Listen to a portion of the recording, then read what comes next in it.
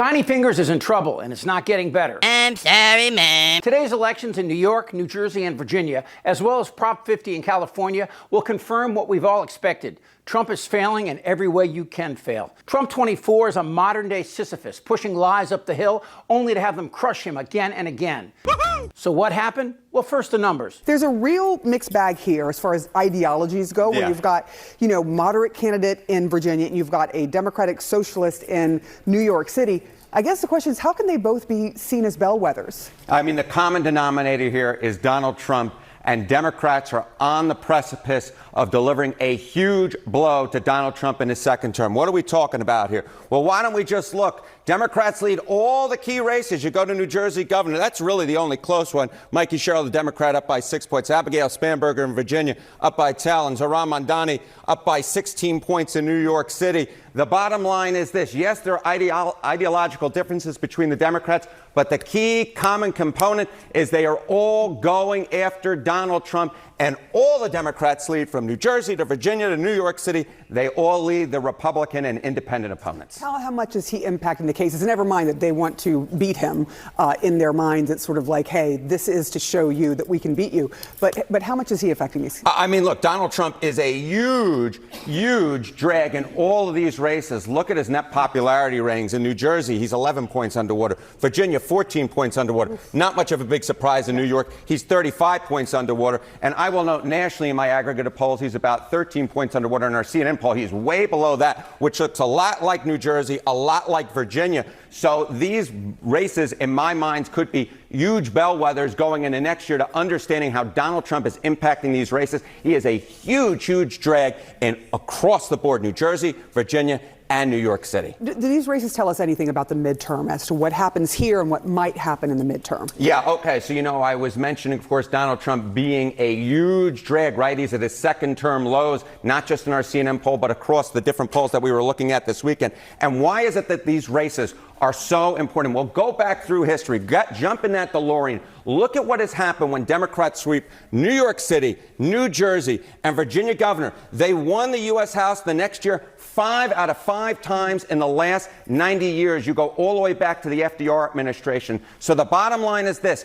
When Democrats do well in these off-year elections, when they sweep New Jersey, Virginia, and New York City, historically speaking, that means they go on to win the U.S. House of Representatives the next time around. And when we're in this national polarized environment and Donald Trump is as unpopular as he is, I think that history is likely to hold if, in fact, Democrats do sweep tomorrow, which at this point looks more likely than not. Now, politics aside, these 3 elections in the California prop are a direct reflection of how much people hate this fucker. You're an idiot! And as Harry Enton said, you couldn't have 4 more different scenarios. Mamdani is way out there politically, an avowed socialist, and he's freaking Trump out so much that Man-Titties is actually supporting Cuomo, a Democrat, over this guardian angel asswipe. And the race in Jersey has a Democrat who's a former Navy helicopter pilot, and in Virginia, a Democrat who's former CIA. Come after me, arrest me. Let's just get it over with. Tough guy. And of course, California Gavin Newsom's continued mocking of Trump has pushed him to the top of the 2028 Democratic candidates.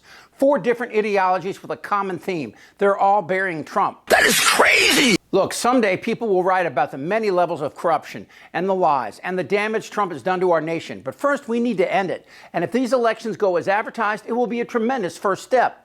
Maybe. So where to start? Well, Trump's approval rating on the economy is in the 30s, which, considering all of his promises about tariffs, is high, if you ask me. How about among Republicans, the Republican base?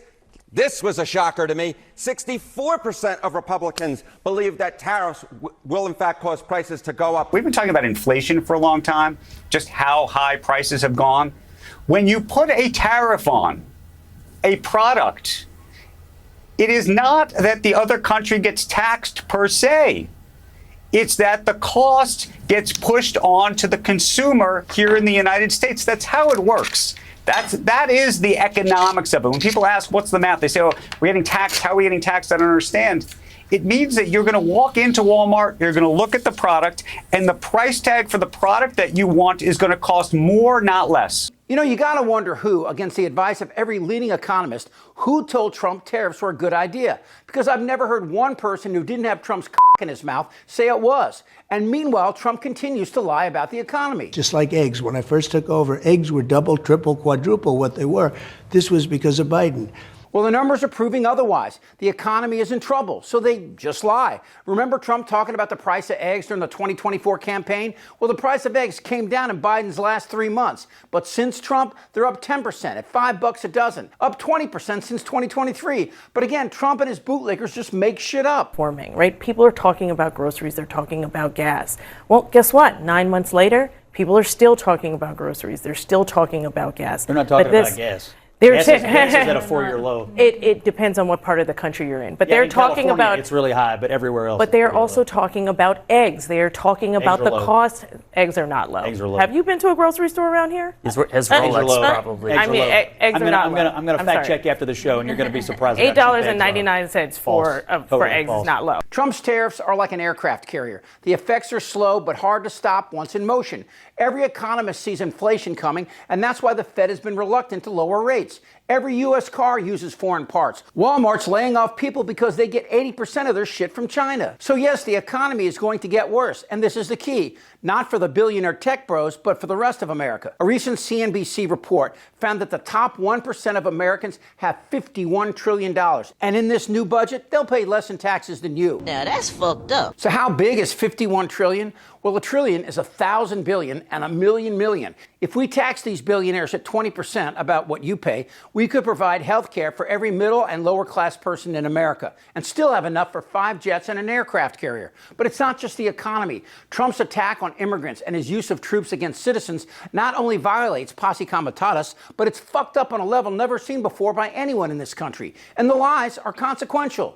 Are you denying that Medicaid money has never gone to illegal aliens in the United States of America? You see, that's a lie. Did you know this? How much do you think undocumented immigrants pay into the tax system every year? Zero? Nothing. No, probably nothing. Undocumented, I would guess 0. 2022, they paid $96 billion into the Social Security Medicare system. It seems ludicrous that there would be that kind of money coming in. You are 100% right. Given everything we've heard, it sounds absurd. Of course, I left out 2 things, Epstein and the insurrection, and they're very much related. Are you still talking about Jeffrey Epstein? I kept my underwear on. The Epstein files will incriminate Trump in a child sex ring where he both participated and facilitated.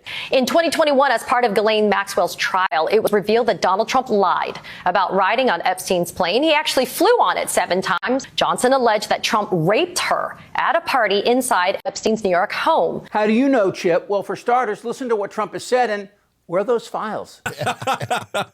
Seriously, we need to release the Epstein list. That is an important thing. The other clue? Well, how about everyone in the world who called for the files to be released but have since been shut up? I mean, we as the American people deserve to have every Epstein file released with no redactions whatsoever, period. Correct. They got to make it right. So as the world begins to collapse on this fat sow, don't be surprised if Trump chooses to not only invoke the Insurrection Act, but never rescind it. You disagree? The world is turning on him. He's attacking U.S. citizens. He's arresting legal immigrants. He's attacking boats in international waters. And most importantly, he's losing support from his strongest supporters. But the overwhelming majority of Republicans in Washington secretly hate Trump, and they're too afraid of him to say so, but they hate him. Lindsey Graham, obviously. Ted Cruz really hates him. Mark Levin openly hates him. This off-year election will accelerate one of 2 things: Trump's insanity and the American resistance. The resistance has the numbers, but do they have the spit? Goddamn right. I think the president is definitely f***ing Satan. I kept my underwear on. I'm very excited about that. You're a nasty person. Go fuck yourself. They know how to get to me. A witch hunt. Suck my fat one. They had what? Who you talking to? I don't want to talk about this stuff. Am I wrong? Yes. Tick-tock. You're in a lot of trouble, Donnie. I think he's crazy. So this is the guy that peddles in garbage. I'm Chip Franklin.